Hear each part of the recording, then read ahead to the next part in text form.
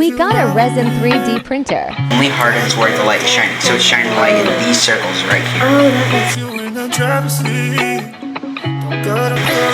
So then once it's done, sticks to so it printed the first layer. Now you're gonna see here. So does it come up slowly? You'll see. So then when it does, it goes up a little bit, it lets the resin flow underneath it, and it comes back down, presses on top of it, and it prints the second layer.